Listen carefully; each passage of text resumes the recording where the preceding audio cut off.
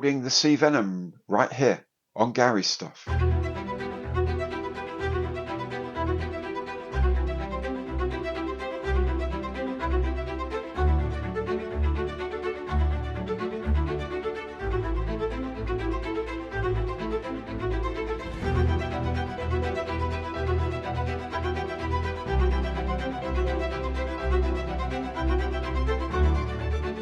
Hi there, I'm Gary, welcome to my channel. Welcome back if you've been here before. Today I am building the kit of the week, which is, of course, the Havilland Sea Venom in 1/72 scale from Cyber Hobby. Now, if you're thinking about getting one of these and want to know what's in the box, there's another video already available for you. And if you're just thinking, well, why a Sea Venom? Are there any other options? There's also a video that covers that. If you've got one and you want to know how to put it together, this is very much the video for you. Now, if you like anything that's on my channel, please do give it the imperial thumbs up on the like button below, because every like counts. And if you haven't done so yet, remember to subscribe to the channel and hit the bell, and you'll be notified of all my future content as it turns up. And of course, if you'd like to give a bit more concrete support, you can do that through Super Thanks by becoming a channel member, or indeed going through any of my online partner programs. Right, well, let's make a start and make this lovely little kit of the Sea Venom in 1/72 scale from Cyber Hobby. Okay, new day, new kit. The instructions say the first thing to do is to make the undercarriage, glue the undercarriage to the bottom with the weapons, put in the arrestor hook, and then do the engine, and then do the cockpit, whack those in, put the two halves together, put the booms on, job's done pretty much. I'm not going to do it that way around. I'm going to start with the cockpit, and start the engine, and put them into the bottom half. When everything's done, close up the top half, put the nose on with the weights, put the booms on, and then take it over from there. But I'm not putting the gear or the weapons on until really late in the day. But the first thing I need to do is make the cockpit. The sides of the cockpit go on to these tabs and sit up against the back wall, like so. Let's put a bit of glue in. You know, I've been working on something in like 1/32 scale just now. And going back to 1/72 scale, you see how absolutely teeny tiny some of this detail is. It's quite incredible. Then we can slide the instrument panel into the front of the cockpit like so, and just put a couple of dabs of glue to hold it in place. Next, the control column can go in to its space on the floor, like so. Then the ejection seats. Now I've painted these black. I've put on just some bits of tape to act as harnesses. I've only put the main harness. I haven't put a second harness on or anything like that. It's just really to give an impression of a harness, but it's just done with bits of masking tape and then paint, basically. I've also just dry brushed them a little to sort of bring up the edges of the black a little bit, but other than that, they're essentially just black, and they sit in here.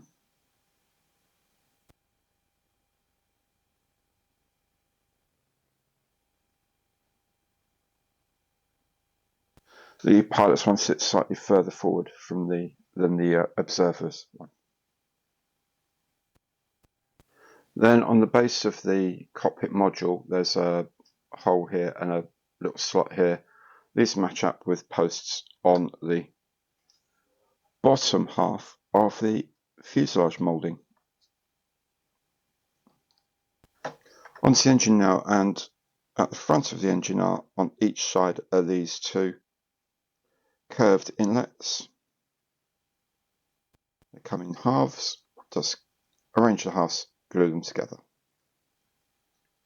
Okay, in the front part of the engine here, there's this intermediate section here. This is where the inlets combine on the back of this. That needs to just sort of sit on there.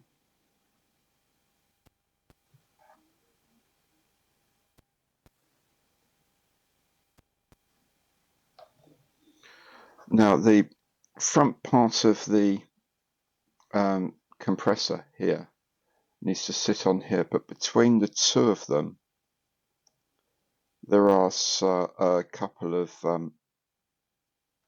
supports. I'll find those for you. Right, so this brace goes on the side here. There's another one on this side as well. Then the front of the compressor disc goes on here. We have to try and get those braces in the right place. It's not going to be easy. Maybe this way up could be easier.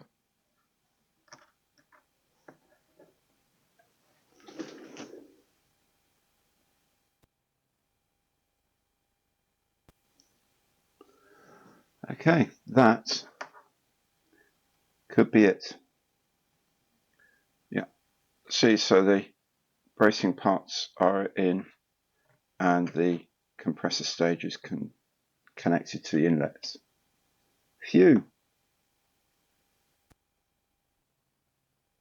Was interesting. Next are the combustion cans. This stage goes together, quite simple. Two halves, just clamp them and glue them up. The tailpipe of the engine, the exhaust pipe, goes together in two halves. This is all quite predictable. And there is a turbine disc, which I'm not going to bother painting because I'll never see it again, but you can paint it if you like. And that fits in to one end like so. To assemble the engine, then we put the cans onto the tailpipe. So,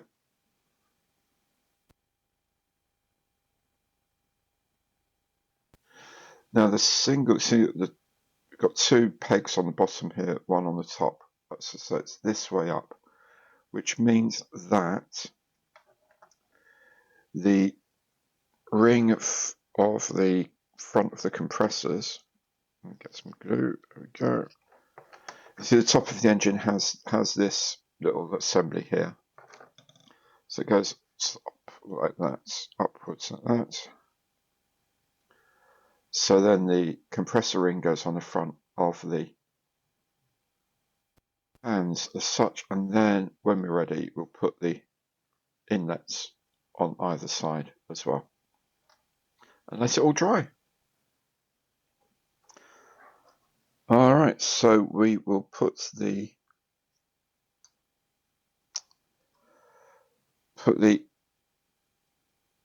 inlets in first.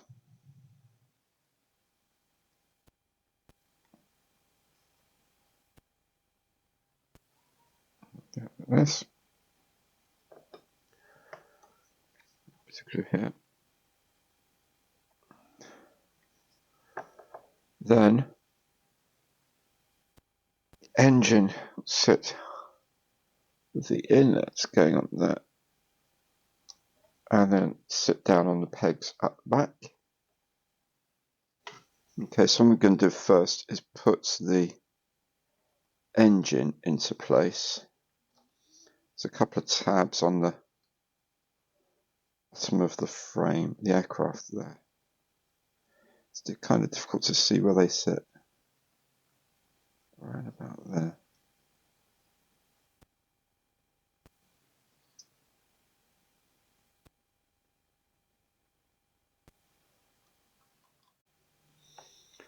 Okay, so there's the engine. There's a tiny little tab here you can rest this ring against, sort of push that way against it. So you can see the engine nozzle, the exhaust sticks out a little bit here. Then when this is in place correctly, these inlets will sit nicely into the intake here, if you've got them lined up properly, of course. Then you can leave this to dry and then paint the engine up. Bear in mind that like this bit here is the only part that's going to be visible from there to there. Easily visible. You might catch a little bit of other stuff, but generally speaking, it's just this area here that's going to be visible. So what I've done is painted the inside of the aircraft black. The references I've seen seem to have them black, but I don't know whether they are or not, whether they're just bare metal, whether there's some sort of interior green. I don't know. I painted them black anyway. Okay, now this I painted. Actually, I painted everything black. Is what I did, and then once it's dried, I've applied some metal colours all over. So this ring here I left in black, but just dry brushed with a bit of medium grey, just to pick up the edges of these centrifuge caps here. The cans here I used burnt iron. This structure here is in dural. This is in dural, and these are in plain aluminium. This colour here is a mixture of gold and I think burnt iron. Yeah, gold and burnt iron I used for the these fuel inlets here, or I don't know if they're fuel inlets or air inlets actually. And this sort of generally sort of bronzy, brassy look here. I could just go straight through with burnt aluminium, but it would just look really boring. The back end of it will be burnt aluminium when it's done, when it pops out the other side of the aircraft. And I've then applied quite a substantial sort of black wash as well to dull down the metals a bit, make it look a little bit grubby and oily, also pick out some of these details because they're really nice. That means that we are ready to put the top half of the fuselage on, and straight away you can see how much of that detail we can no longer see. But if you look at angles, you can catch these highlights of all these different things, and that's why it's worth painting the inlets and the forward structures and stuff like that, because you can see them from certain angles. Anyway, we'll close up the two halves here. Cockpit's looking fantastic. Then we will attend to the nose and the nose weights, which is going to be another fun thing to do. On the upper half of the fuselage, we're going to put this piece here. This is like the covering of the jet pipe as it comes out. Just this piece here. There's a tiny little slot peg in there that fits into a post like this in there. And we'll just add a little bit of glue around the edges to keep it in place. We also have the arrestor hook that goes in here now. Sits in place here. You can have it up or down as you wish. Then, when that's in, we can actually fit the two halves together. Like so.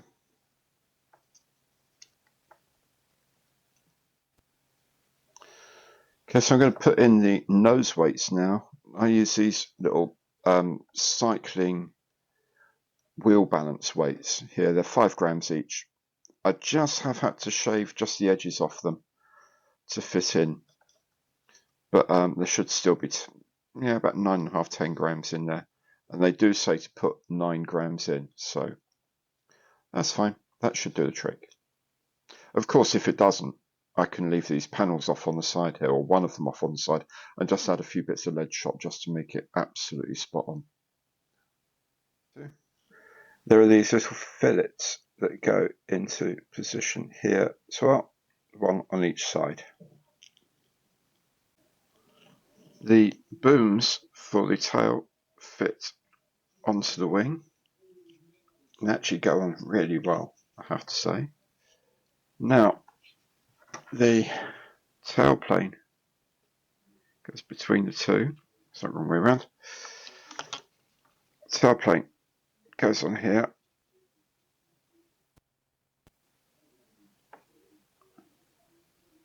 What we'll do is clamp this, then we can glue it in place, and the elevator goes in here as well. The teeny tiny rudders can go on as well. These are really, really small. Now the fillet for the wing folding mechanism goes in right here. Now for each wing there are two halves. The wingtip tanks are integral, and they simply sit together like this. You'll notice also that the wing fold mechanism is already there as well. So glue it up and tape it up. Okay, next goes this huge aileron at the back of the wing, like so. Then the underside of the wing, there's this small slot that's mounted on the underside of the wing. It sits just forward of the leading edge like this. Then there's this piece of photo etch that sits eventually into this slot. We can push it well into place. And we can then just run a little bit of super glue, CA glue, call it what you will, just along the joint there, and that will seep into the joint and lock it in place. Then onto the canopy masks. I was taught this trick a little while ago. Someone suggested I should do this, and it's never worked, but I thought I'd give it a go again. And that is to actually peel off all the other bits, if you like, of the backing paper, just leaving the bits that, or the kabuki paper, and just leave the bits that you actually want for the model. And sometimes you just have to tease them slightly, like this. Eventually, sure enough, they pop out like this, which is brilliant. Then you can just lift them off and put them straight onto the plastic. The instructions for this, by the way, on this particular set are actually the wrong way around.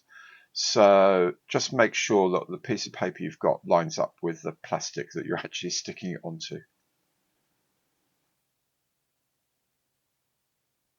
When it's done, I've painted all the interior areas black, and the whole canopy piece can just go on, secured with some PVA glue, and we'll leave that to dry. These pieces here, I'm just going to coat over them with some masking fluid.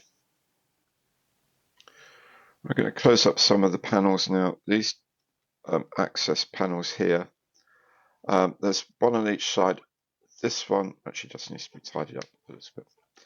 This one I'm going to glue in. The one on the other side I will just tack in place with a bit of PVA, because if the nose weight isn't enough, I can squeeze some more nose weight in through these gaps just to finalize it. There we go, it goes in there. Like that. As I say, there's one on the other side, but I'll do that with a bit of PVA. Just spot on some adhesive here.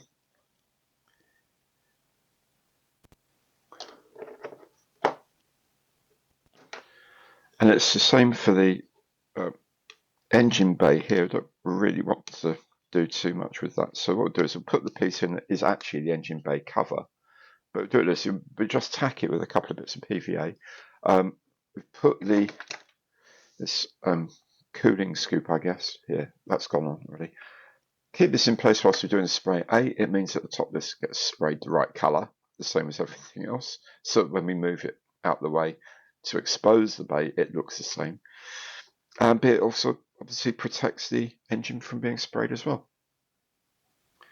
Then underneath the aircraft, these flaps need to go in as well. They're very, very snug fit. Okay, so a quick discussion of why it pays to read instructions completely before you build a kit. putting the wings together. Yep, okay, put the wings together, put the photometer on, put the little slot on. Lovely, yep. And then it goes together with these parts and it connects into there. Is that fine? Yeah, is that okay? If you don't want the wing fold, then you can do them straight and do that. That's fine. Oh, by the way, if you are doing the wing fold, you might want to drill out these holes first. So by just following that, you probably don't get to this point. So if you're doing the wing fold, there's a couple of holes on the inside there, they're marked. Drill them out. I've drilled them out anyway from the other side. They weren't that difficult, but that will save you some grief. I mean, ultimately, it is just this tiny little panel, really. Where the wings fold, there's a panel for the gear, some of the hinging and stuff like that. And there's a panel that pops up to get out of the way when the hinges are open, and that's all this is. Bearing in mind that the thing's going to be folded, and there's a great big strake in the way, you might not want to bother, but I do, so it goes on. Wing fold mechanism goes in as well. These are real delicate, really delicate. I will be interested if these actually can hold the wings in place. But we'll see, we'll get them as seated as best we can. Plenty of glue in there. Because they're going to have to take quite a strain on that angle there. What I'm also going to do now is put the weapon pylons on, because they get painted the same as the underside, and it'll be a pain to do them later. So I'll do them now. I'll do the missiles separately off the kit though. 3. So we've done the sky on the back, bottom, extra dark sea grey on the top. I've just hand painted the nose black, and we're going to let that settle in. When it's all dry, give it another coat of gloss varnish, especially over the top here, and then start decals, and then a little bit of panel lining, I think, and maybe a tiny bit of weathering. And so with the panels, what I'm doing is just putting a bit of oil down here. I don't put too, I've probably put a bit too much actually already. But that's a line of oil, and then what I'm going to do is just brush it like this, and it gives like the impression of stains at the back end of the ailerons. Actually, that's not too bad. You can get more or less depending on what you think, and then you can, if you just do it along like that, then that evens out the paint in the actual aileron joint itself. And you can do the same sort of thing, but with much less paint on panel lines. You really need to be very gentle with the paint on panel lines there. Really, or just putting a tint on the surface almost,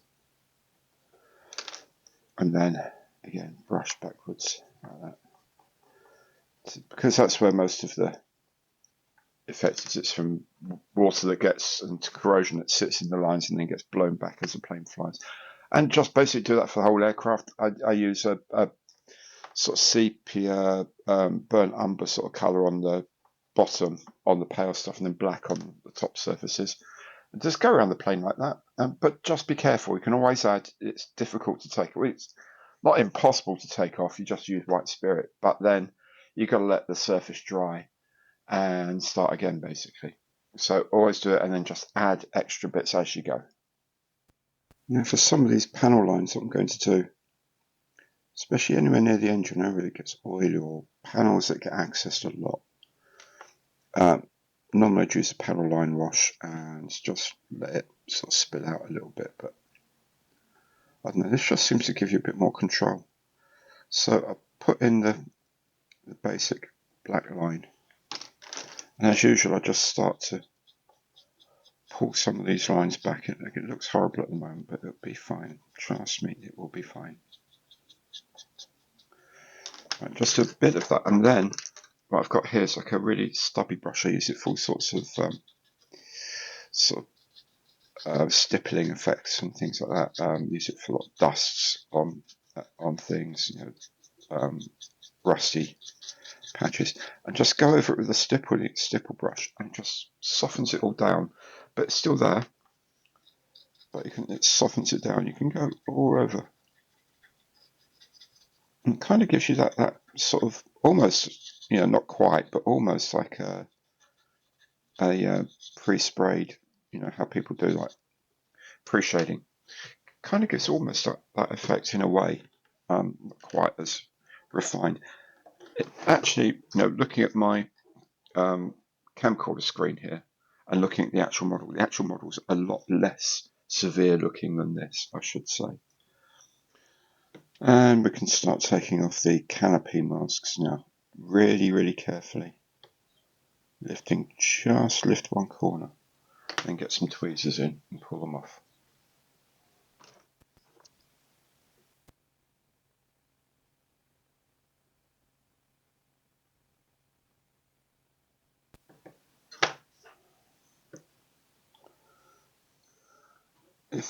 If you can't immediately pick up the corner, and I do mean pretty much immediately, because you don't want to be scrabbling around with sharp bits of metal, what you can do is just get a wooden pick to get the edges, because the wood won't scratch the plastic underneath. Whereas a scalpel, if you slip with a scalpel, then there's your canopy mask, done and gone forever. Also, with a pick, you can just take off any stubborn bits of paint that might have crept in somehow. Make it nice and clean. And just go around the canopy like that. And don't forget to paint the jet exhaust. I always use burnt iron for this. Right, the gear leg goes in it now. There's a little knee, there's like a knee joint here that needs to be pointing forwards. So it has to go on this side like that. The outer gear door just sits into some pegs at the bottom, like so. And the inner gear door goes actually all the way into the gear bay. There's a slot at the bottom of the gear bay this needs to go into. Right next door to the main gear slot. It slots in.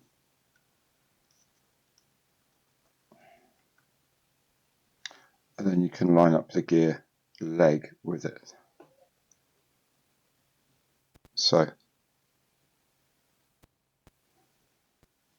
for the nose gear assembly, we have to put the nose wheel over this part here first, and then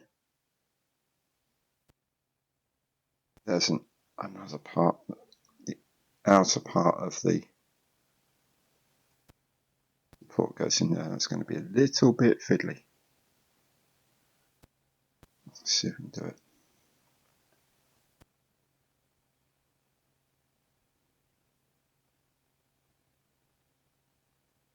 There you go. Okay, like this. The managed dry that can go into the front of the nose bay, like so. Then the nose gear doors can go on. This one at the back here. And there's a couple of little slots for it to line up with. So.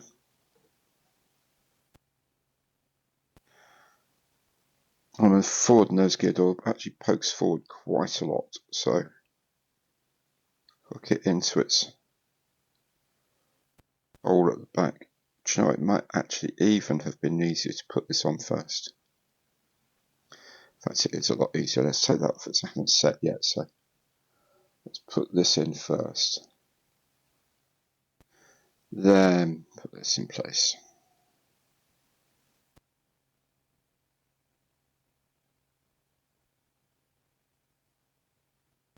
Now, when the gear is in place and you've put the glue in, leave it to set like for a good couple of hours at least, hopefully longer. This has got to be absolutely rock solid before we turn it back over and put the the wings on. Before we put the wings on, by the way, before we turn over, we'll put the missiles on. In fact, why don't I go ahead and do that now? The missiles will sit quite far forward, you see, so about there. About there. So I'll put, that's it, like them. And then the last thing we need to do is just to attach the wings. They go onto the supports here, and then we just go and set the angle correctly. So there it is, finished. The Sea Venom FAW21 in 1/72nd scale from Cyber Hobby. I like this kit a lot, actually. The panel lines are very fine. All the parts are really carefully moulded by the looks of things. Very little flash to worry about, if any. The parts fit together nicely. As I say, the mouldings are absolutely sharp. I mean, so crisp. You'd expect maybe to see it on something bigger, but the panel lines especially are just so finely chiseled. It's a really, really enjoyable little kit to build. The wings are a little fiddly to fit at the end, but apart from that, yeah, this is an absolute gem. If you're thinking about buying one, I'd say go ahead and buy it because it's a lovely kit of a very, very nice plane.